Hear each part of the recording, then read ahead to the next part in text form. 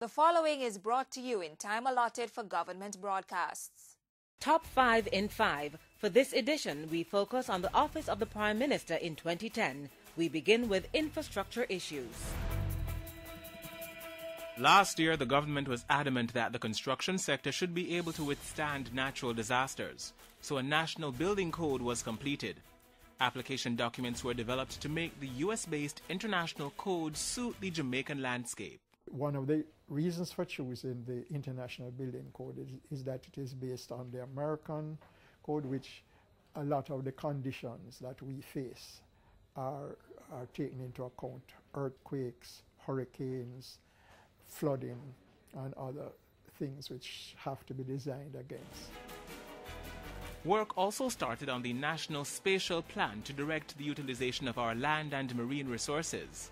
The geospatial data sets, representing various sectors of the society, were completed.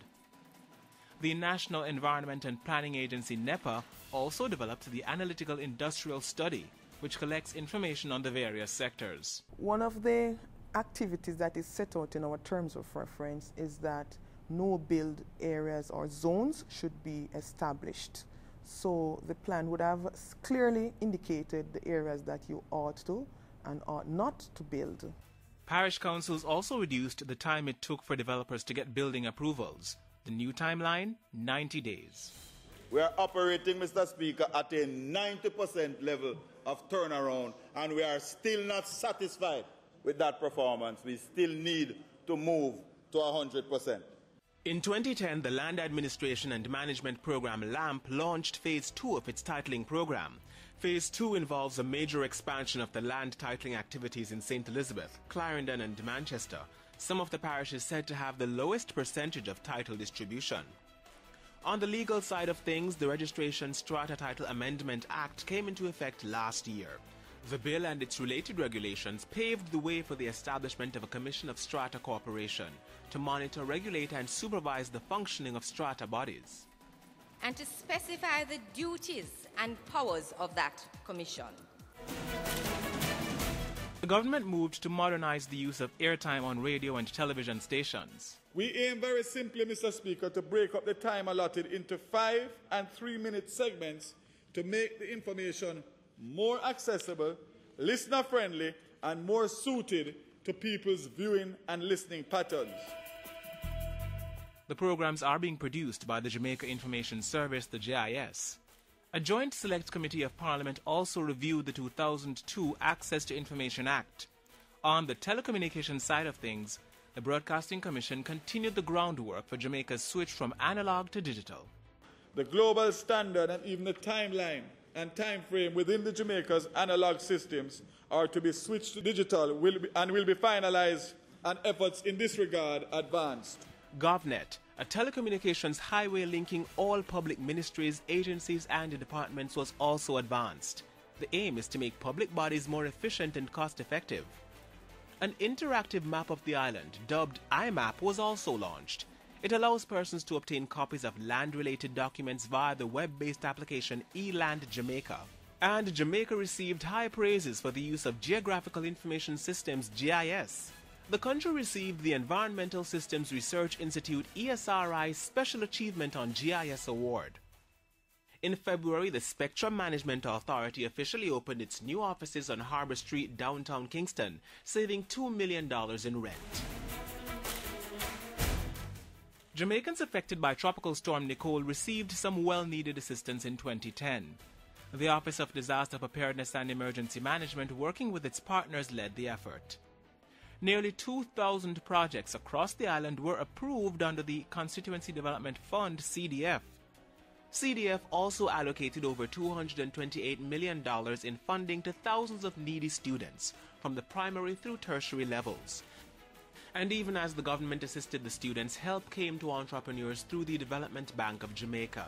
The Development Bank of Jamaica will be providing an additional $2 billion in loan to the micro, small and medium enterprise sector. Rehabilitation works were done on some of the infirmaries. In Hanover, a new prototype of how we are going to deal with the aged in smaller community homes rather than institutions. Ground has already been broken. The project will cost $27 million.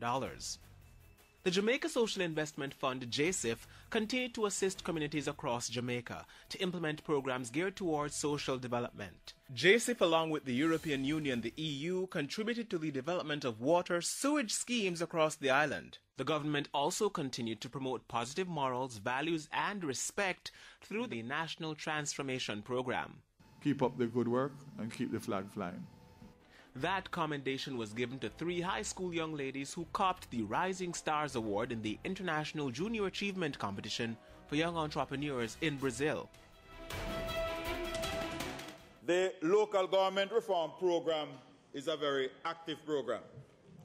And most of the recommendations from the National Advisory Council have been put into effect. For example, the establishment of local public accounts committees to include representatives from civil society, the establishment of parish development committees, a review of the Portmore Municipal Council, and participatory budgeting to include the public. The government also made progress on plans to localize certain activities that are now within central government. Loan approvals, leave approvals, permission to travel overseas, and the payment of social amenities, notably street lights and social water, are being returned to the councils. The local government division also continued its role in helping to locate missing children through the Ananda Alert system. The division heightened its public education campaign to reduce the number of incidents of missing children. And the Public Sector Transformation Unit within the Office of the Prime Minister made it clear in 2010 that its mandate is not to cut jobs. Our mandate is to lead, monitor, facilitate, and evaluate the implementation of the restructuring of the public sector for efficient, effective, and economical government. It has made several recommendations to that end. The unit worked closely with various stakeholders, including trade unions, to achieve its objectives. And that wraps up the top 5 in 5 for the Office of the Prime Minister.